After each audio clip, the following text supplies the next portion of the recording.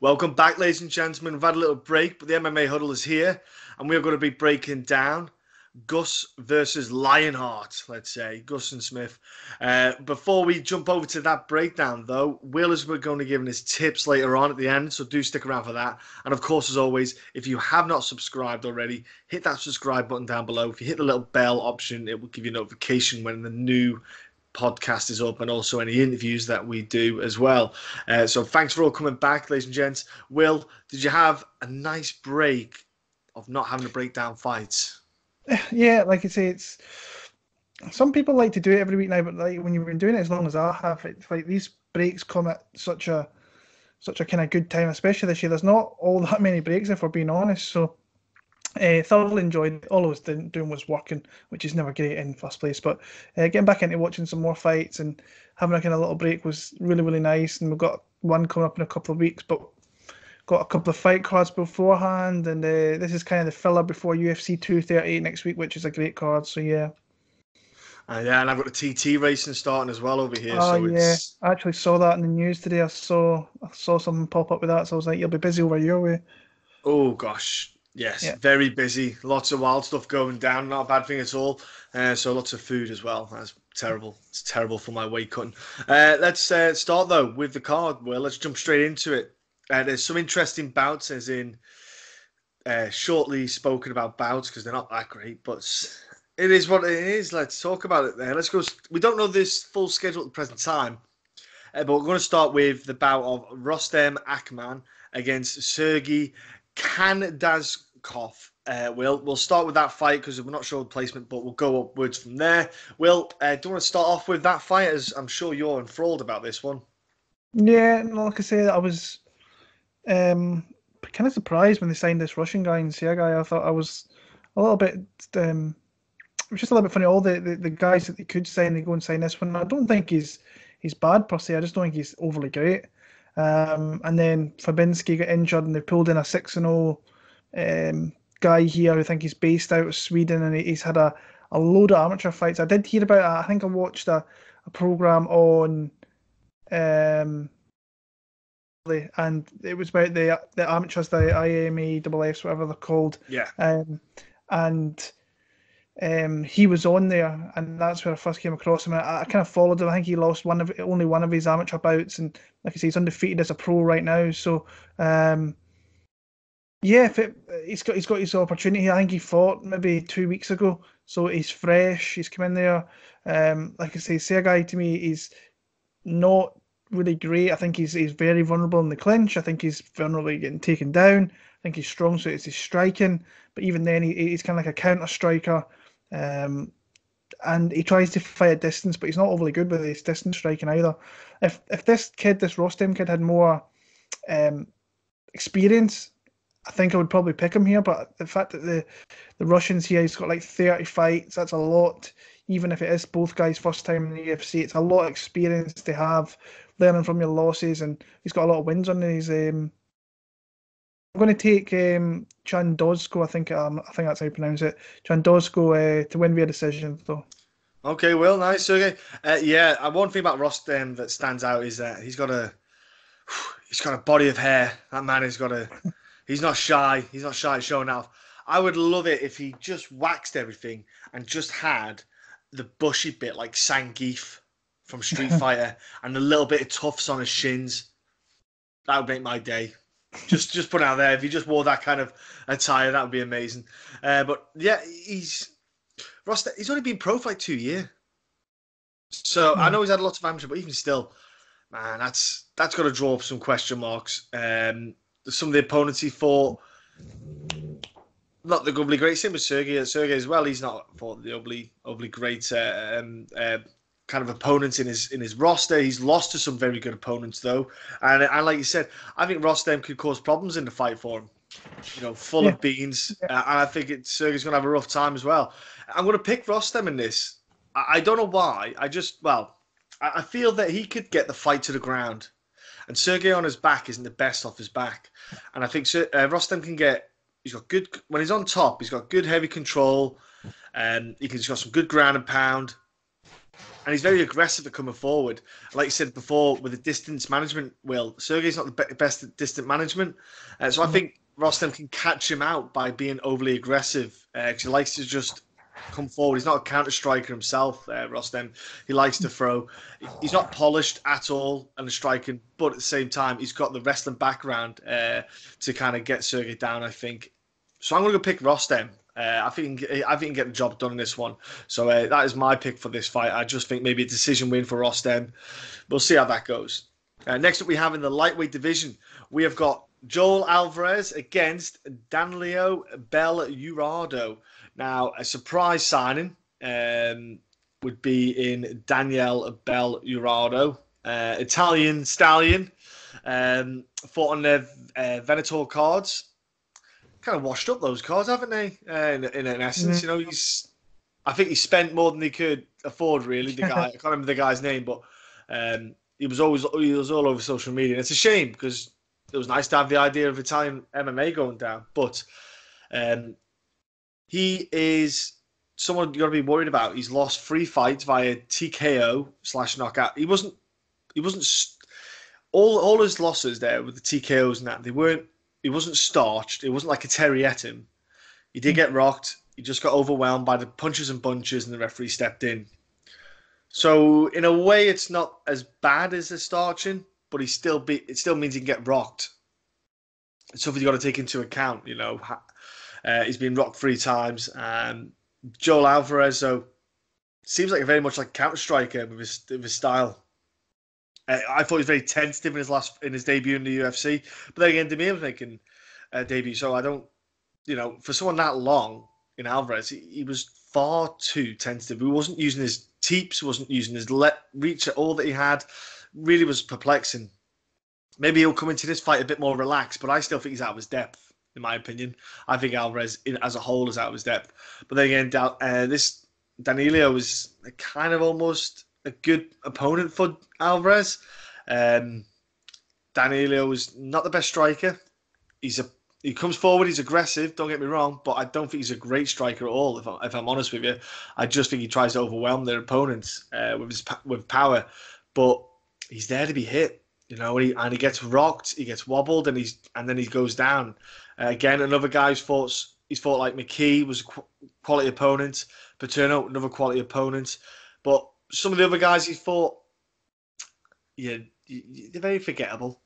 So I'm going to go with Alvarez on this one. I think Alvarez, this is just a more suitable fight in schemes. I'm going to decision win for Alvarez because I don't see him as a knockout artist per se. Alvarez isn't one of those one-punch power shot guys.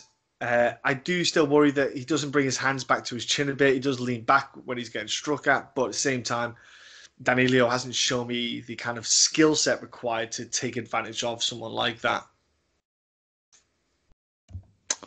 I'm going to go the other way. I'm going to go Belluardo. I think that when you look at Alvarez, I think both guys' records are really kind of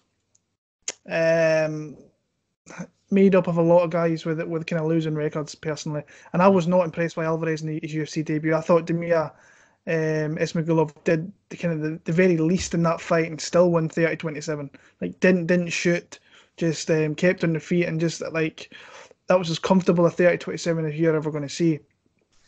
Belluardo, I think that what he does, and I think what he will do here, is take down Alvarez.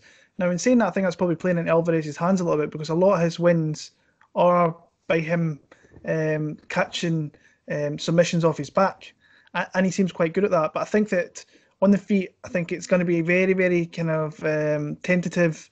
I think that Danilo will get takedowns, and it's just a matter of fact whether Bull's going to catch him in a submission. If he doesn't catch him in a submission, then I think Danilo will get takedowns, rinse and repeat, and win 30-27. So, it's hard to envision these guys having too many wins in the UFC. So, between them, but I'll go Danilo to win. Like I say, he's fought some decent guys. He's got his head knocked off in them. Don't get me wrong, but Paterno was a Cage Warriors champion, and AJ McKee's a bright young prospect still coming through in Bellator. Been around for a couple of years now, so I'll go Danilo via decision though. Okay, nice. Next up, we're stepping up in the weight. Light heavyweight division. We have Darko Stozic against Devin Clark. Will, big bangers. Let's see how this is going to go down. Yeah, this is the better fight. This is one I'm looking forward to. I think that Stosic is something, or someone, sorry, that it's good to see come into the UFC. He's a big kind of stocky kind of dude. You still don't really know that much about him. He's got like a 13-1 record. Ran through Jeremy Kimball in his UFC debut, and really looked good as can be. But like we haven't seen. I think he was supposed to fight in that Prague card earlier in the year, and he got full duty injury. Yeah.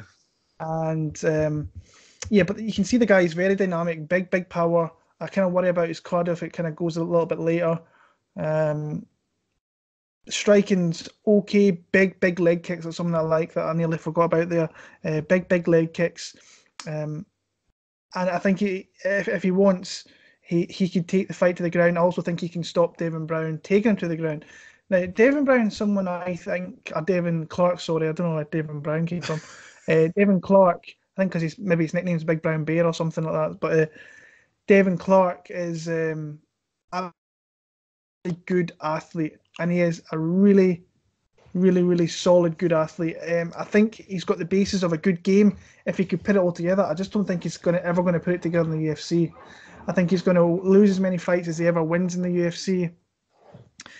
Shot out the gate great against Rakic, dropped him, looked like he was in the ascendancy, and then 2 minutes later he's the one that's with his head down and his arse up, looking at the lights, kind of little thing. So I think like you said, I think he's got talent. I think he's got athletic attributes. I just don't know if he's ever really going to put it together. Where Stosic is very dynamic, blast through with his strikes, big ground and pound, looks a kind of scary dude, but we still don't really know that much about him.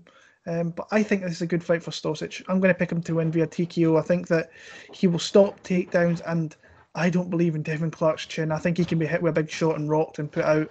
So I'm going to go Stosic for the win there. It is a good fight, bro. I'm with you as well. Clark, for me, his game plan has to be grapple. Because, like I say, Stozic is cutting down. He cuts down to 205 because he used to fight a heavyweight. So he's cutting down the weight. You want to grind out and see what muscle can handle. See what kind of endurance that muscle's got. See what kind of grappling aspects it can handle.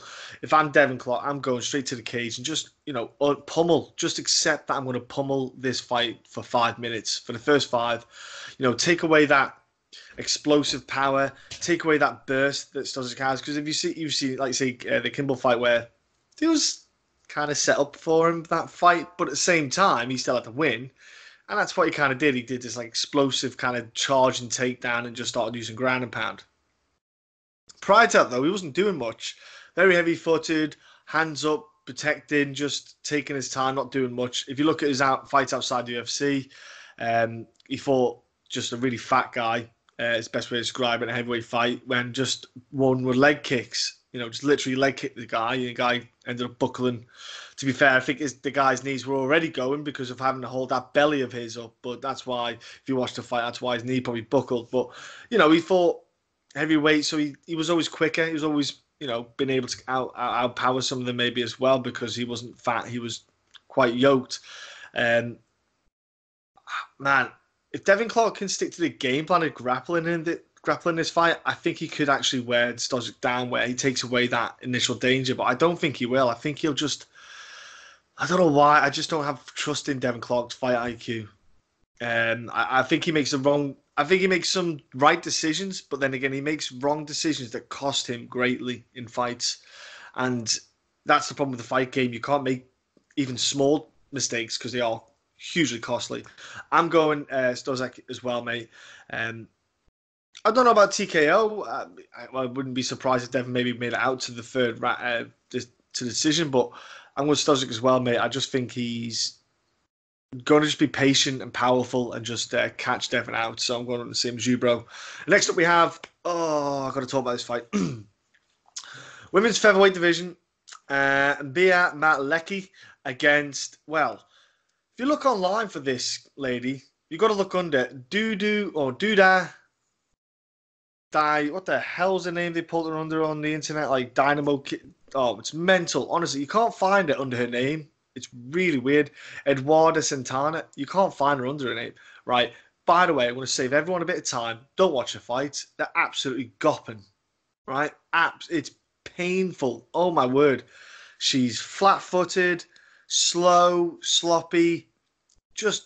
It's just horrible. Like to watch it. Oh, I watched one of the fights where she got the girl down and the girl like dropped the girl with some like nothing punch, so to speak.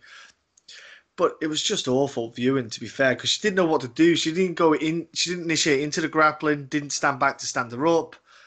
Man, honestly, this is like two early day pro fighters. They're just in because the UFC haven't got a featherweight division, and they're trying to do something.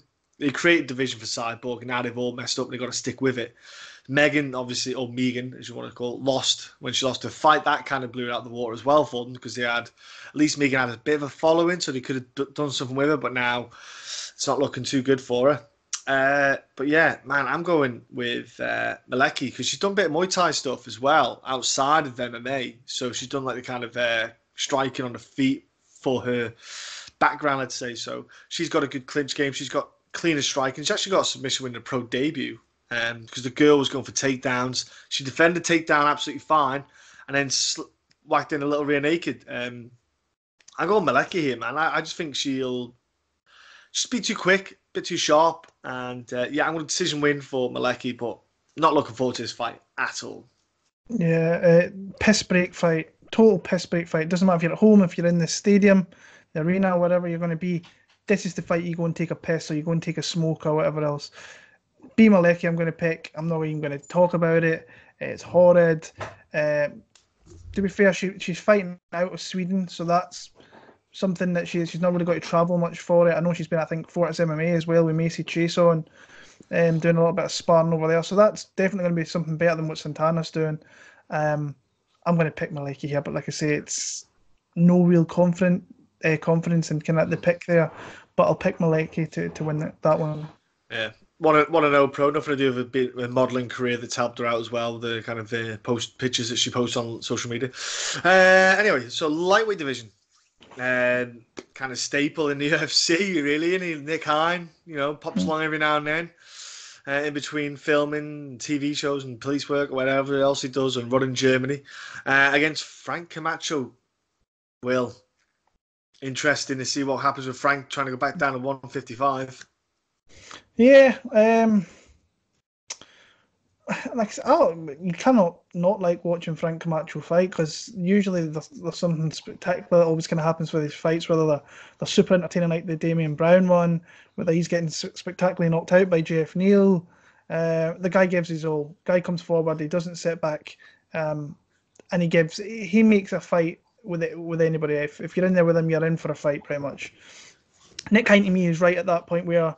I don't think we'll see him in the UFC in 2020 unless he wins this fight. I think he's 35, 36 years old. That's old for that lightweight division in general, with the amount of people coming through. And the two losses he's had recently are not bad losses. Hadzovic, I'm a massive fan of Hadzovic. I'm a big fan of Davi Ramos as well. And if you go to the ground with Davi Ramos, usually you don't survive. Hadzovic, I thought that fight, in my opinion, should never have been a split. I had Hadzovic winning pretty clearly there. He beat up Nick Hein, his face was really a mess. Yeah, his face was an absolute mess, and he just started. As the fight went on, he just started to really his energy was depleted, and he was taking shots very, very easily. And with Frank Camacho, he's going to come forward, and he's going to be the aggressor, and he's going to look to put it on you. I think Hein's got that judo background, so he could use that to his advantage if Camacho gets too aggressive. But Frank's going to kind of know that that's probably where he's going to try and take the fight because he's not going to engage in the feats and he's not going to finish you. Nick Hein's just not a finisher. So I'd be surprised if he doesn't be the aggressor in this fight and come forward all the time because Nick Hein hasn't shown he's just got that one punch power to put you out. So I like Camacho. I think from what I've seen, he's went to Timo Yama. I think that's a good team for him. Whether that kind of changes much in him, I don't know, because I think he's kind of one set mind, being aggressive, wanting to be in a bar brawl, and look to throw down. I think it might be a little bit sketchy earlier on. I think that Hein might hit him and kind of move off and not be as hittable. But once it goes into 2 and 3, I think Frank could start to catch him and start to hurt him a little bit. So I'm going to go Frank Camacho by maybe a late stoppage or by decision. But it's, like I said, I'm not even confident in that pick. So I'll pick Camacho, though. I'm going Frank as well, bro. But I think Frank doesn't make weight, but he still wins. I think Frank will probably he'll probably miss weight by a few pounds. I think he'll make like 157 again or some 158. I reckon Frank will give a good try, but I think he won't make weight. He'll win the fight though. I think Nick, like you say, the infrequency of him competing, age is a factor. Frank Camacho, like you say, is just so aggressive. Nick's not a guy who's known for being evasive with his head movement or footwork and stuff like that. He's a good athlete, don't get me wrong, Nick, but man, he gets hit. He does get caught, and Damir showed it, and I think Frank's going to hit him, and I'm going decision win. Like you say, the first round or the first couple of minutes is the only key time for Nick with that judo background. Over than that, when you start sweating in the second and third, everything's a bit slippy for the judo takedowns. Maybe do your inside Osoto Garis and stuff like that, but the inside leg trips, maybe the Osoto Garis, I think it's called. But I'm going to go with Frank Camacho as well, bro. I think decision win. I just don't see much else. Nick hasn't done much in his whole tenure with the UFC. There's not really been a development or growth. He's more just there for the face, like Sexy Armor. Do you know, at a point, Sexy Armor was literally what he was brought in for the eyes of the Japanese fans and, the Asian culture, because they all followed him as a star. Same with Nick Hein with the German side of things. Other than that, he doesn't bring much else to the table. Next, another lightweight fight. Will, you've got one of your own going there. Stevie Ray taking on Leonardo Santos. Well, I've got to be honest. I was thinking Leonardo Santos, gosh, he stopped Kevin Lee. I thought, it's a good fight. And then I went back and checked out how long ago it was. I thought, blinking. I didn't realise it was that far back. Obviously, when Kevin Lee fought, you research the fights. And that's one of the fights you see. Frank, I can believe that Leonardo hasn't fought for so long. And I thought, why has he been out? And obviously, it wasn't intentional. First one was he had an injury. Second one, a fight got cancelled and they didn't find a replacement for him. So they didn't reschedule that fight for him. Then he was meant to fight again. He got an injury. So it was just bad luck. He injured, opponent injured, he got injured. So it was just all round bad luck. And it happens in the fight game, as we all know. Stevie Ray, the last fight against, went down for 170, 155. Ayari, is it? No, I'm getting that wrong. Yeah, Ayari, yeah. I thought, man, if that was a close fight. He was getting the better with some of the strikes, but it looked like he already was starting to get his groove in that fight. And I was a little bit tentative. And I'm hoping Stevie hopefully comes out a bit more aggressive. But Leonardo, one thing he's always shown is a development with his striking. He's somehow got increasingly better with his fights, with his strike game.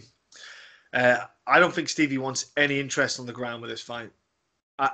You can't want to go to the ground, Leonardo Santos. He's like a 8-time world champion jiu-jitsu or something crazy like that. And I know it was, a few years back when he did those competitions, but even still, it doesn't leave you. It's not like he forgets how to do it, a guillotine. It's not like he forget what it is. He's got the credentials, and so Stevie will want to keep on the feet. And Stevie could do that. Stevie looks in incredible shape. He looks yoked. He looks great conditioning.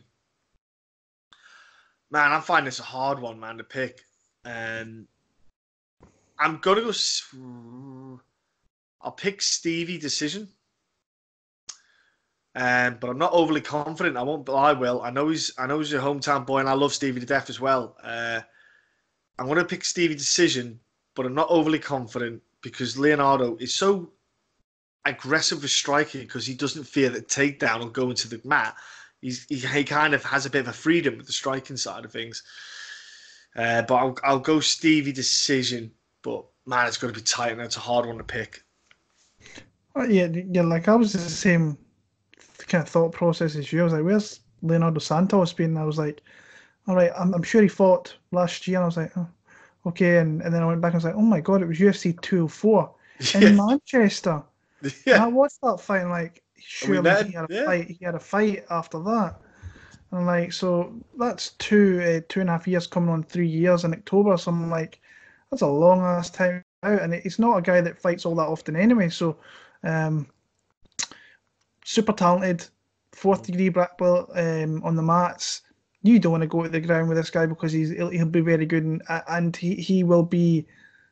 Stevie knows that he can't really afford to go to the ground and really stay on the ground for long periods of this fight because he will more than likely end up being submitted if he stays down there too long. So predominantly he has to really use his striking and but in saying that, he showed that he can knock people out when he knocked Kevin Lee out. So the guy's got a bit of power. He's old though. He's 40 Mm. years old, and that's especially coming off a couple of years. That's rust. That could be really really tough. So I think it's fairly obvious what Stevie has to do. He has to keep it close, and he has to be the one that's landing first and landing with more authority. Um, I'm going to go with Stevie as well. Actually, I think that like that last fight, people were calling that Ayari won that fight. I thought Stevie just did enough to win that one, and that's the kind of fight I've seen this one being. If the fight doesn't hit the mat, it's going to be very very close on the feet. And Stevie's known for those kind of fights, like the Ross Pearson one. Even though I thought it was a little bit more, um, some people thought it was close. I thought he was definitely ahead, but he probably made it closer than what he needed to be. Mm. Um, and yeah, it's gonna be. I've got a funny feeling it's gonna be one of those fights. It's gonna go to a split decision, and Stevie might just get the nod in it, but he has to keep it on the feet. If he doesn't, then he's going to be in trouble because if Leonardo can tie him up and get takedowns, or even just find a way to kind of line him a little bit, he's going to win this fight. But I'm going to take um, kind of my heart pick here on Stevie Ray, and hopefully he gets it done. But if Santos comes back like we know he can, and it shows no rust, then Stevie could be in for a tough night here. But I'm gonna take a shot on Stevie Ray. Okay, next up we have the main event of the prelims is Tanya Evinger against Lina Lansberg. Mhm. Well, both of them 37.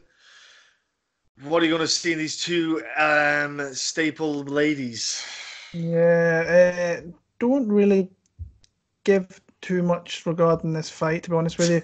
Um, didn't really look all in kind of in depth in it, to be honest with you. It's not one of the fights that I really kind of. It's like, oh, these two are fine. I have to really look in and watch every fight of these girls.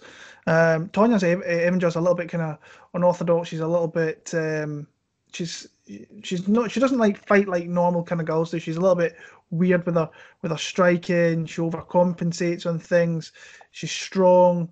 Um, and both girls are about a similar height here as well. So Lansberg takes damage for days. Like she takes a ton of damage. Um, like her hands are down by her waist. She gasses badly.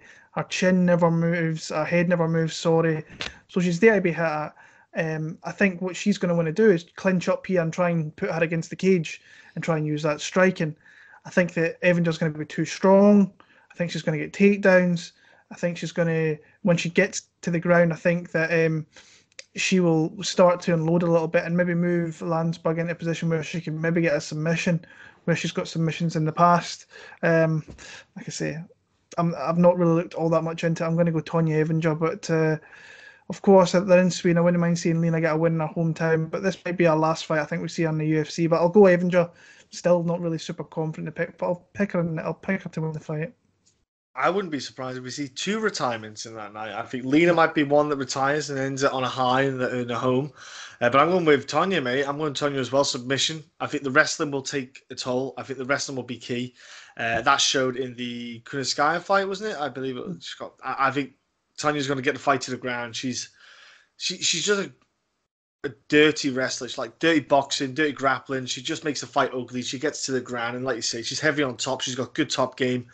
She finds submissions, and she has got a good ground and pound game too as well, which opens up for the submission side of things, you know. So she will eke that out. And man, yeah, if Lena just it's weird. All Lena had to do was use a jab, front kicks, keep space, but she won't. She never does. It's absolutely perplexing. But yeah, I'm going with that as well. Tonya, submission win. And next up, we're kicking off the main card in the featherweight division. Daniel Teymur against Sun Bing Jo. So Sung is making his UFC debut. Tall guy for the featherweight division. Kind of reminded me like a Danny Henry. When I think about this matchup with Daniel Teymur. Daniel Teymur on a free L's has to win. To be honest with you, to stay in the UFC, I'm absolutely flabbergasted if they kept him here, if he lost here. It's not the best fight for him because obviously the height disparity is going to be a big factor. But if you look at who Sun has fought, he's only had 2 real guys who are what would be considered as eligible fighters. The rest of them are all cans. So, and again, that's kind of what you get in the Asian market. But he's not, he's long. He's hard to hit because he is long for that weight class. He gets away with some things that you shouldn't get away with, like the leaning back on, chin up, lean back. His footwork isn't the best. He goes forward and backwards. So that's a thing I think Daniel could take advantage of. He likes to Sung likes to kind of be a bit of an aggressor. Like, he likes to stand in front of his opponent, dominating, trying to keep them. But he's not aggressive with his striking. I think Sung's going to be in for a bit of a nightmare with this. I think Daniel Teymur is not the kind of guy you want to fight if you're Sung, because Teymur's not tentative. He doesn't wait. He gets stuck in, and he's right in front of your face. Teymur knows he can't stay on the outside because he'll get picked apart. I think Teymur's going to charge in fast and hard. I also think he's going to throw overhand rights, which Sung is very open to. If you look at some of the stuff that Sung does, doesn't bring his hands back to his chin that often. I think Daniel Teymur overhand right, setting up an overhand left, anything like that is open. I think Teymur chop the legs on this Sung, go heavy the leg kicks, and then big shot up top. I think all that Daniel Teymur will do, hit the body, go for the head. To open up upstairs, you got to knock on downstairs. So I'm going to go with I'm going to go with Daniel Teymur. I think he can actually pull it out and get a win in the UFC. I just think Sung's going to be a bit surprised by Teymur. I think even though Teymur's lost, I still think he's a higher level of mixed martial arts than Sung is.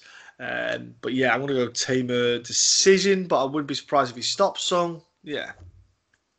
Yeah, like I said, I think that what I said in my prediction was I think they just rushed Daniel Teymur in far too early in his debut against Danny Henry, and he's tiny. Yeah. Like, he's not a big guy. Like I'm small, and I was looking down at Daniel Teymur, which was weird.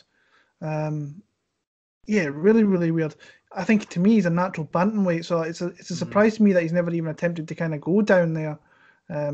But he's sticking around at 145. And to be fair, the people that he's faced, Arcee's a good fighter. Fishy's always a tricky fighter.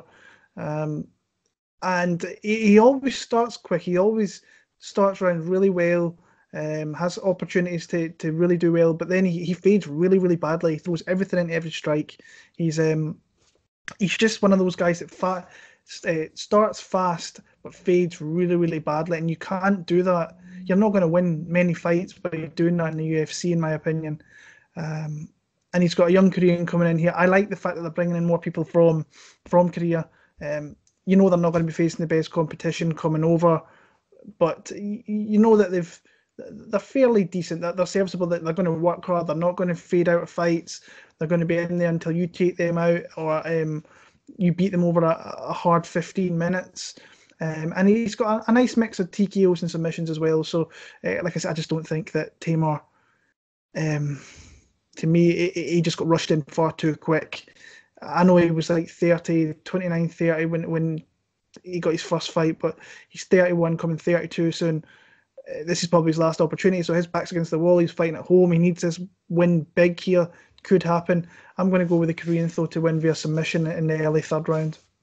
Okay, nice. Next up we have, in the lightweight division, Damir Hadzovic against Christos Giagos, sorry. Fun fight this one, I think. I think it's going to be a banger, mate. Yeah. I've already said it in this class. I'm a big fan of Damir Hadzovic. I have been since before he came into the UFC. I really enjoyed watching him back in Cage Warriors. He was just a guy that, there's some people that you sit and watch and you just like the way they fight. Damir's one of those guys that I've just always loved watching fights. From I think it was, I want to say it was maybe it was the John McGuire one that I first seen him. Graham Turner. Was it Graham Turner one, actually? Yeah, because I remember that. Because I interviewed Graham Turner before that fight, and then obviously the fight happened. I went, "Who is this Damir kid?" Woo! Yeah. That was his debut in the Cage Warriors. Yeah. But John McGuire tried to go for takedowns. He just biffed them off and then just knocked him out. Silly. I remember asking him about John McGuire. Asking him, he's got some crazy power with short strikes and so on, and he's just a hard-nosed guy that's.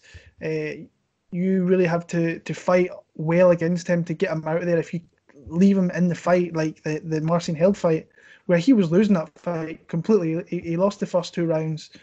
Held sloppily went in for a takedown and then he just ate a knee and he got knocked out. So you have to put this guy out or you have to blanket him, and that's kind of what's happened with his 2 losses in the UFC. Alain Patrick just blanketed him with takedowns and Tysonov just absolutely starched him with a big shot, and that happens. But in his wins in the UFC, I think he's looked really dangerous. Like the Held one, if that went in the score, losing, there's no doubt about it. Nick Hein should never have been a split.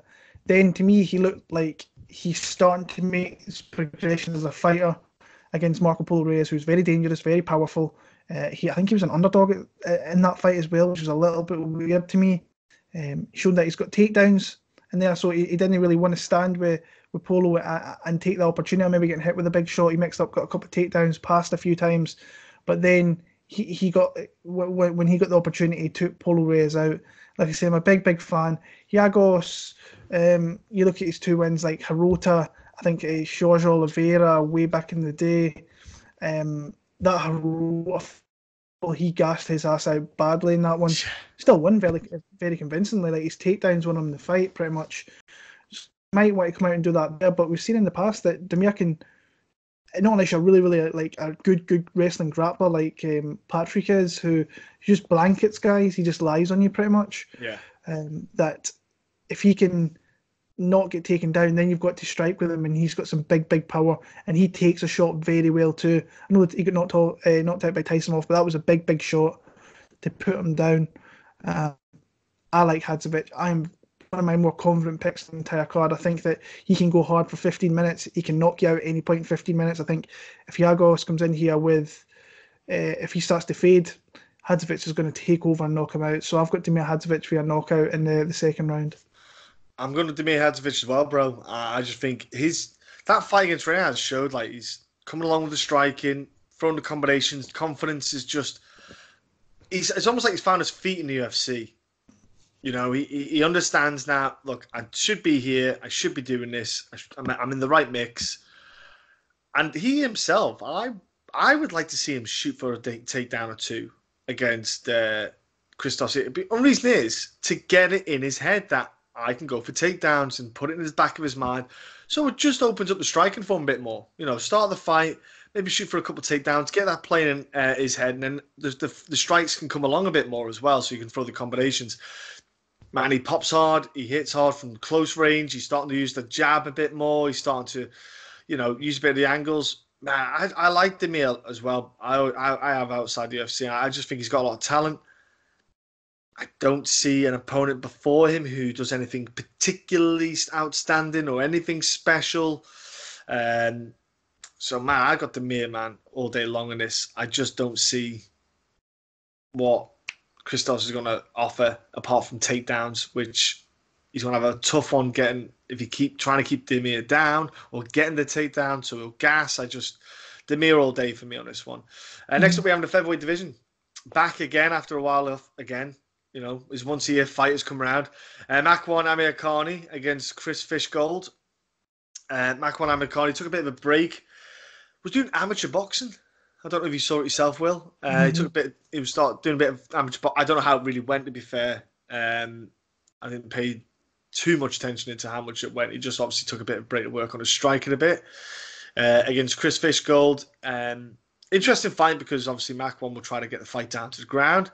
problem you got with Chris Fishgold is Chris is, he's low center of gravity, hard to get down. Chris has got really strong legs, really strong hips, really good at takedown defense on that side of things. So Makwan's got a tough one to get the fight down to the ground. If it goes to the ground, Chris Fishgold is no joke on the mat. Like, that dude's got some legit grappling submissions. Like, he could go for heel hooks, guillotine as well as the big one. Makwan's got to be careful shooting in, man, because Chris Fishgold's got a nasty guillotine. Man, he locks up that and it is tight. But Chris on the feet, he offers a Muay Thai strike. And, that was Chris's go-to for years. People don't really remember, but Muay Thai is kind of Chris's thing. He spent a bit of time across as well in Thailand and stuff like that. Chris Fishgold with Muay Thai background, so Makwan's going to try to put a striking with the boxing, with the flashy kicks that he likes to do. But the problem for me, Makwan is just in and out. He's not, consistent enough for me for competing. I've got to pick Chris. Because I think from a grappling perspective, if Makwan wants to go for the takedown with a Greco-Roman wrestling background it has, the submission game on Chris kind of trumps that as a threat. On the feet, I think Chris can kick and punch. I think it's a good fight for the pair of them, but I'm going to go Chris Fishgold in this one. I'm going to go random and figure submission, like a guillotine from a takedown from Makwan would be something that would happen in this fight. So I'm going to go Fishgold, guillotine. Oh, let's hope that happens. That happens.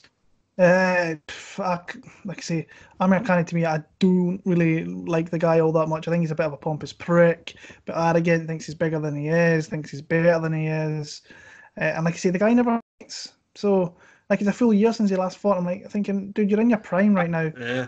Why are you just not fighting and going and doing other things?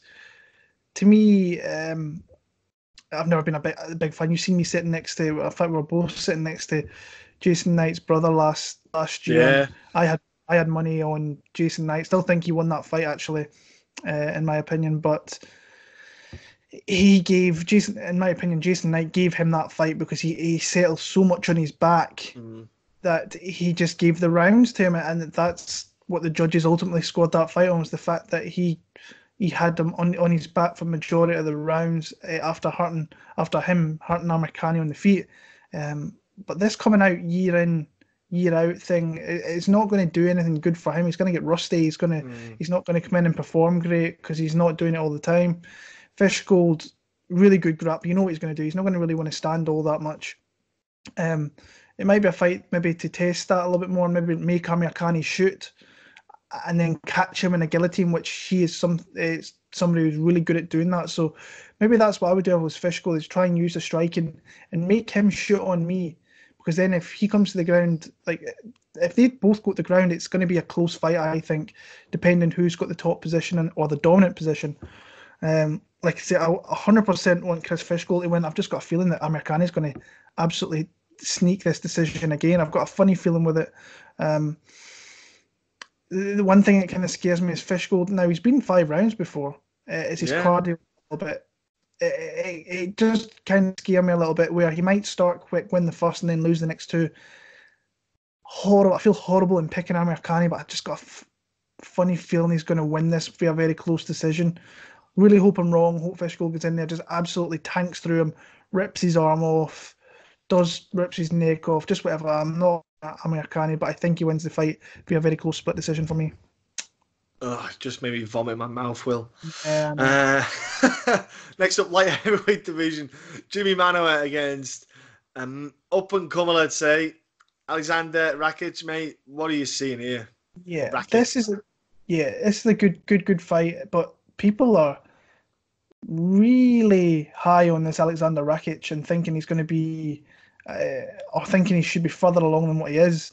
And I'm like, he's only beat Barroso, he's beat Ledet, Devin Clark, where he got dropped in that fight. Yeah. And he was in a little bit of trouble. That's a big step up. Now, Manuwa is at that point in his career where I think I'd be surprised if we even see him fight in the UFC in 2020. He's 40 years old. What's he really got to prove? He's a top 10 guy. Are they going to build these young guys coming through, maybe off people like Jimi Manuwa? But people think that this Rakic is going to come in here and starch Jimi. I don't think that's the case. I think Jimmy's got a great opportunity to win the fight. for the simple fact that it is a step up. He's a big hitter himself. He can take a shot. I've seen people saying, "Oh, he's going to knock him out easy. His chin's going." Do you see the amount of shots that Thiago Santos was hitting this guy, and he never put him down in that first 6 minutes of the fight? Eventually, those shots are going to wear, and it caught him. Wear and tear, yeah. The more you take of those shots, the less your chin is going to be more intact, especially going forward into future fights. And Aleksandar Rakic, we've seen the guy's got a lot of talent. I bet him in the fight against Ledet. He was an underdog in that one, and he absolutely, from the very first leg kick he threw in that fight, completely destroyed Ledet. I was really impressed with that performance. But this is a big step up, and people are thinking he's going to run through Manuwa. Could happen if he catches him with the right shot. I don't think he does. I think it's going to be another very, very close fight where Rakic wins. I think this is going to be a big test for him. He's going to take a lot away from this fight, and I think he's going to win, but I think it's going to be super, super close. I think Jimi's going to get some licks in him. Whether he can take that and keep coming, it's going to be a big question for me. I'm going to pick Rakic via decision, but would I be surprised if Manuwa won? Not one little bit, in my opinion. I think Manuwa's a very live fighter here, but I am going to pick Rakic via decision. I'm picking Jimi in this one. Yeah. Mate, I am. Yeah, I'm with you. Like I say, I don't know why people are so, so heavy in one way. And it's like, Jimi is a kickboxer. And, look at Ledet fight. Ledet's a boxer, so the kicks threw him off. Jimi punches and kicks. That's his combinations. He throws them and he cracks. Jimi can crack. Rakic, when he got hit by Devin, mate, that was a big thing for me. I was like, ooh, man, okay, so you're getting hit by him, he wobbled you, put you down your arse. Jimi hitting you. I think if I'm Jimi, I'm going to have confidence, I'm going to have a bit of confidence going in here. Hit this kid, make him know I ain't here to play around, get in there and land shots. Because Jimmy's tall just like Rakic is, so it's not like there's a great height disparity either. Man, honestly, I think Rakic, it's a big jump. It's a big jump, and like you say, Jimi is coming to that point where he's probably never going to get. He's probably never going to get a title fight. If I'm Jimi, I'm going to be smart. I'm going to take whatever fights I can get out of this contract to make the money. Because whatever it is, 50k or 60, whatever he makes, make the most you can while you're there. Rinse it, and then when you're done, obviously you've got the money to go home with, and he'll have the gym and he'll probably do stuff after. But I'm going Jimi, man. I think I wouldn't be surprised if he stopped Rakic here. I'm going to go Jimi by stoppage, mate. I think. Yeah, I don't know what it is. I know, if you look at what Jimi's had the last few fights, not done too well, but I just think he could do it. I just think he cracks, and he's a scary dude when he gets going. So what's he got to lose? And obviously he trains with Alex and Latifi and all them boys. So it's the kind of all in camp, all the momentum going. So I'm gonna go Jimi. And next up we have another light heavyweight fight, co-main event. Volkan No Time Oezdemir against the horseback rider Latifi, the ledge. Latifi's just, who doesn't love that man? He's quiet. Not a loud guy when you meet him, but there's just something about him. There's a persona about that man. Volkan's had a bit of a drop, hasn't he? Let's be honest. He had this meteoric rise to get a title fight. Kind of like Anthony Smith as well. The pair of them didn't do much to get title fights. Does that say a lot about the light heavyweight division? Yeah, probably. So Volkan had this rise, and then he's had this meteor, and then it's just the drop's just been just as much. I think the drop continues, ladies and gentlemen. I think Latifi wins here. I think Latifi's got that little short burst that will catch Volkan out with the take. I think Latifi can get the takedowns as well if he wanted. I just think Latifi's just a hard-nosed guy, so he's going to be close and in your face. And we've seen Latifi's got no neck as well. So I think he's going to be able to take a couple of licks. Volkan's going to be trying to use strikes to move around a bit. But I think Latifi, if you're smart, just grind Volkan out. Get past the first round. You're good against Volkan, it seems. Volkan's gas tank, just doesn't like to use that cardio. Doesn't like to get on a runner. Doesn't like to use a row machine or use a bike or run out the road. Volkan's gas tank, man, it hits him hard after the first. So I think if I'm Latifi, I'm going to grapple with him. I'm going to go grapple heavy and just grind him out and then start lighting him up with the hands. Mate, decision win Latifi, but if he stops Volkan late rounds, doesn't surprise me. But really, I think Volkan has got the first round and make it a good fight. As long as after that, I think you're kind of safe, I feel. Yeah. If you've watched me kind of break down Volkan fights, I've never picked him before, except for now. I'm actually going to pick him to win this fight. I actually think he knocks out. I think he knocks out Latifi in the first round. I think that Latifi's chin, to me, I think I don't know whether he'll be able to take a massive shot of Oezdemir. I think he has to get in. He has to try and grapple with him. And Oezdemir is a big dude. He's the far bigger guy in this one. But we have seen him taken down a couple of times. Cormier took him down, but Cormier's going to take pretty much anybody down in that division. I've just got this feeling that Ozdemir's going to silence Sweden big time. I think he's just going to catch him with a shot. And I've never really believed in this whole, he's got this big power. I don't think he has. I think he's obviously got a little bit of power because he's knocked some guys out, but I just got this feeling that he's going to catch Latifi. I think Latifi's going to be super tentative. I think he might rush in and he might just get clipped with a shot and go into wobbly legs, and ultimately that'll be his downfall. So, but like I say, if it goes past that early part of that second round, then you probably have to favour Latifi a little bit. But I'm going to go first round knockout for Volkan here. Nice, I love it. Like that, bro. We're going to go main event time though. Aleksandar Gustafsson against Anthony Smith will break down the main event of the evening. Yeah, this is interesting for the fact that I think this is as big a fight as Alex Gustafsson's ever going to really get again in his career. Because I don't see him ever fighting for the title again. No. He's fighting at home, so that's obviously large in itself. I just don't. He's not the type of fighter to me that I see in 2 years' time fighting at heavyweight. It doesn't. I'm not sure about that. I don't think he's the type of guy that maybe wants to do that either. So, and then you've got Anthony Smith here. When this fight was made, like 10 days after I faced John Jones, he went on the Ariel's show. Yeah, he went on the Ariel's show and said that he didn't really want to fight. He wanted to take some time off. And then I've been reading today, like he says after this fight, I can't wait to get some time off and just spend time with my family. And I'm like, so he's not really fully invested in the fight. He's kind of been pushed into it a little bit. Because it's in Sweden, they need a guy to come in here and face Gustafsson, and of course you're going to take the guy who's just fought for a belt. Fought tough against John Jones, was clearly outmatched. John Jones kind of fought down to his level, in my opinion. But I think he's definitely live in this fight, don't get me wrong.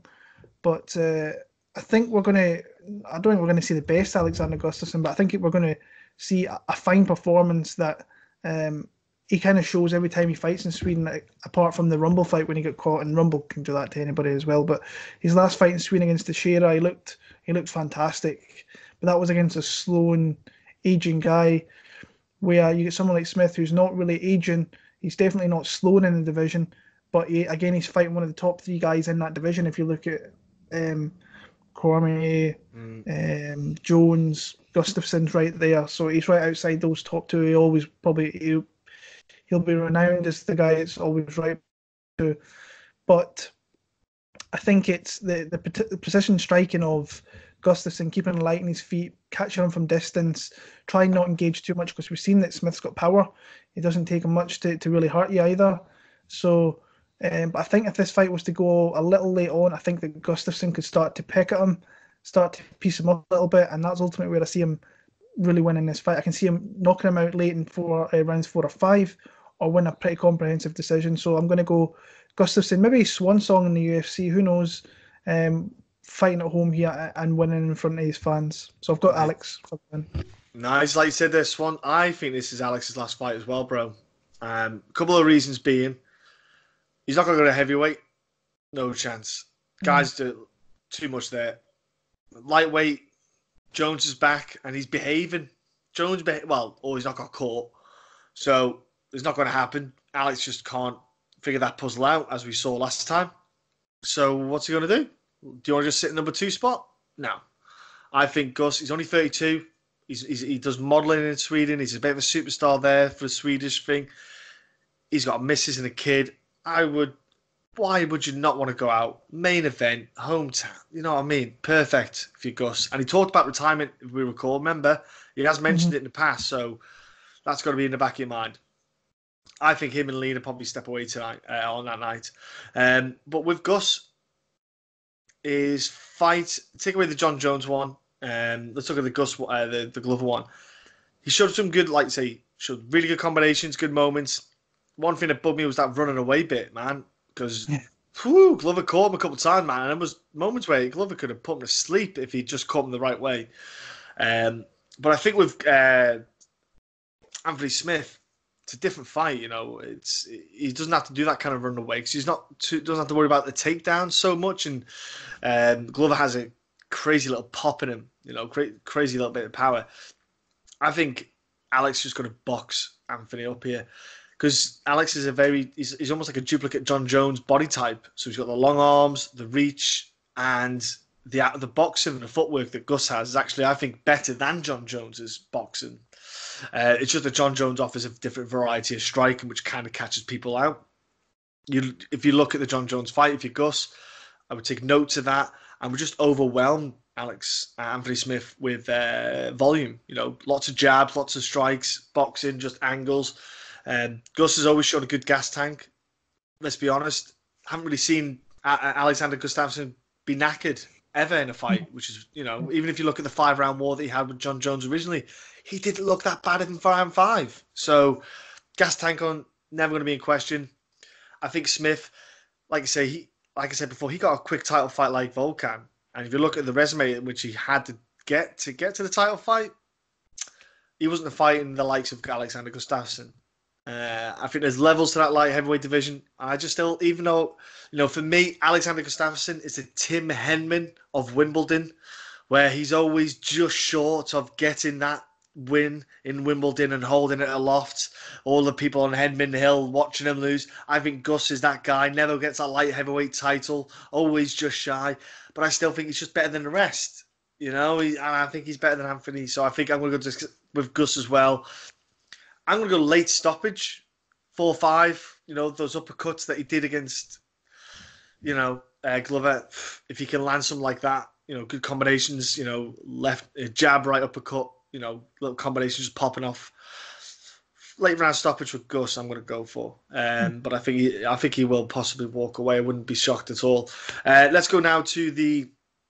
If you have any thoughts on that, ladies and gentlemen, do put a comment down below on what you think might. You know, the thoughts on the future for Gus. It's a conundrum. But let's go to the bets. Will, what bets do you see in this card? Is there anything live that you're looking forward to or potential parlays? Throw your tips and advice to us, bro. Yeah. I think there's a lot of closely matched fights. Obviously, you're like the fights that we kind of briefly went over. Obviously, the women's featherweight fight. That's the Alvarez fight. They're all kind of closely lined, but it's like you don't want to be putting your money in those fights. You really don't, unless you've got a super keen read and you see something that I don't see. You stay away from that fight. Hein against Camacho is -110 apiece. That's close. You could get some value if you can see a clear path to victory for either guy. For me, the spots that I'm looking at right now is. Damir Hadzovic, he's -175. Money's actually been coming in on Giagos. He was a bigger favourite than what he is now. So money's been coming in on Giagos, which is interesting to me. It is really, really interesting. So I like Hadzovic. I actually quite like him at that price to now, but even if he goes up a little bit, I can use him as a parlay piece. Yeah. With people that on the next card at UFC 238, which I like, which I think's got some really good parlay pieces. Darko Stosic is -135, and that line's actually coming down. So money's coming in Devin Clark. So that's interesting to me as well, how that's going. So would you keep it? Would you just keep an eye on that for the next day or two, see where the line moves, and maybe jump on it? Pretty much, yeah. That's kind of what I like. I like Hadzovic. I like Stosic. I like.